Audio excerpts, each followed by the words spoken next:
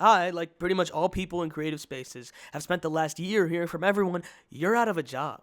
To be honest, I never thought that AI would factor into this world. Maybe that was egotistical on my part, but it seemed to me that creatives in entertainment, as opposed to the businessmen, were dismissive of AI. I figured only big studios would touch AI to make their blockbusters cheaper, society would deem it as something lazy and basic, and we'd all move on. But that's not what's happening. The editor of the film The Brutalist admitted to using artificial intelligence. Some jerk making your life miserable. Miserable. Miserable.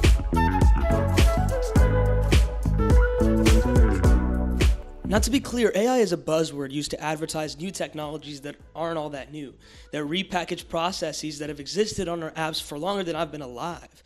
There are AI tools to take out background noise, separate the beat from the vocals, and add frames to an animation. This is where the gray area arises because I don't think that any of those examples preclude your work from being taken seriously or from being yours. For a personal example, Photoshop has had content-aware fill, which I've used dozens and dozens of times. I always forget to take a thumbnail photo and then comb through my video for a frame where I don't look like I'm somehow shitting and sneezing at the same time. To be honest, I always felt a little iffy about that. I've always felt like maybe I was cheating, but why is that? The point is, there's a lot of reactionary, zero tolerance for AI people in these kinds of spaces, and let's be honest, they know nothing about the technology. I'm Brown. I know a thing or two about technology. We hear people saying that the problem is specifically generative AI, which is AI that can create content like text, video, audio, or code in response to a request. Now that definition comes from IBM, but I changed one major thing about it. They put the word original right there before content. That's pretty fucking insane. How is that quote unquote original if it's only able to do it through others' work? But with that being said, let's look at the technology used in The Brutalist that also happened to be used by fellow Best Picture nom, Amelia Perez. Both films used Respeecher, who described themselves as your reliable AI voice partner that delivers amazing authentic voices across industries.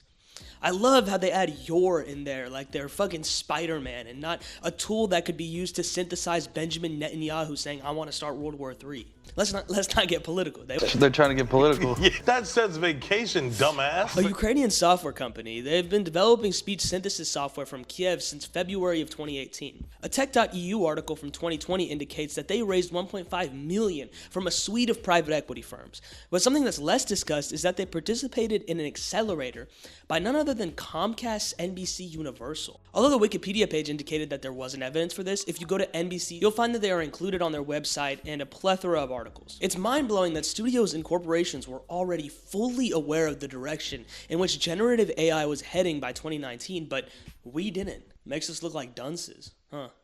It's the rap Diablo, macho when I drop flows. Bar gets raised up, it's me and This Petey whole news Pablo. was blown up in an interview conducted by freelance journalist Adrian Pennington with the editor of The Brutalist, David Iancho, for Red Shark News.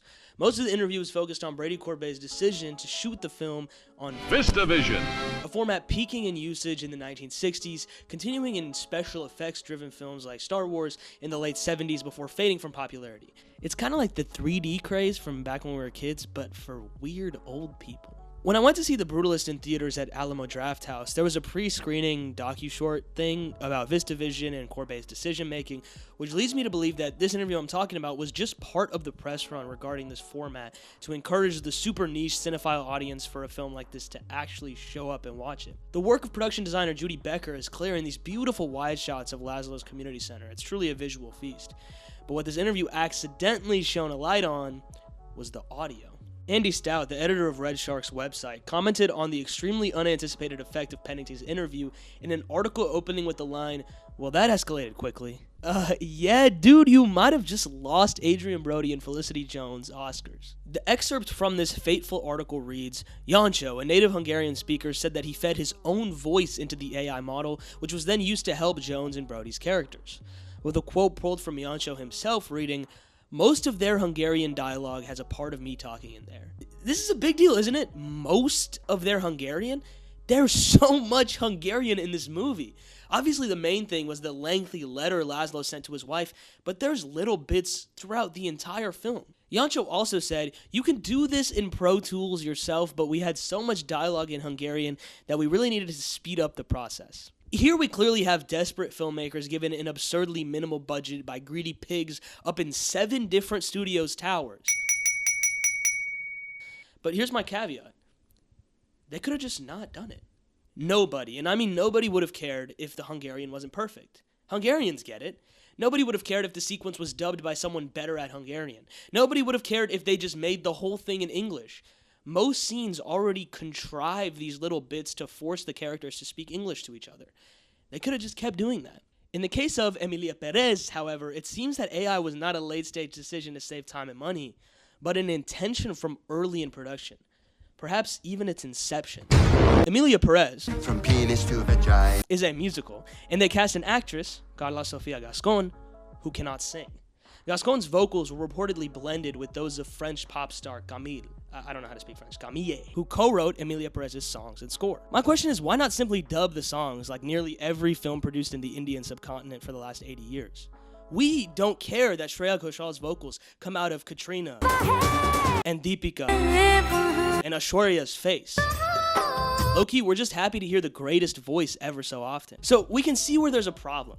AI is cutting corners that they shouldn't even be walking past to begin with.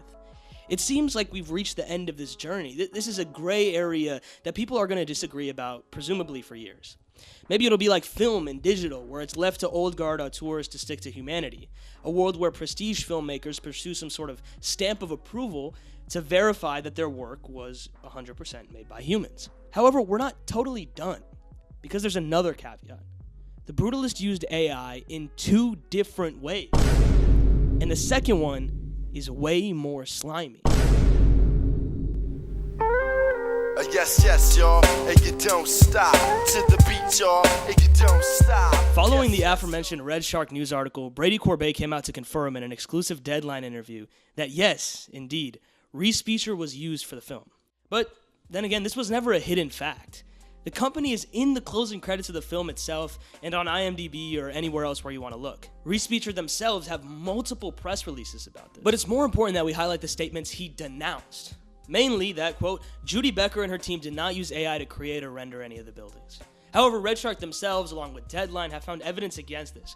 In an article from December 15, 2022, Scott McCauley, New York producer and the editor-in-chief of Filmmaker magazine, interviewed 3 creatives on their usage of AI, including none other than Judy Becker. The Oscar-nominated production designer of Brokeback Mountain, American Hustle, and Silver Linings Playbook worked with architecture consultant Griffin Frazen on The Brutalist. Becker said that, to create 3 Brutalist buildings quite quickly, Frazen used Midjourney before she had these digital prints redrawn by an illustrator to create mythical buildings for the film's closing moments. The article even includes a picture of one such AI-generated building. Frazen, who earned a master's in architecture from Princeton, comes from a line of film editors and starred in 91 episodes of Fox's sitcom Grounded for Life.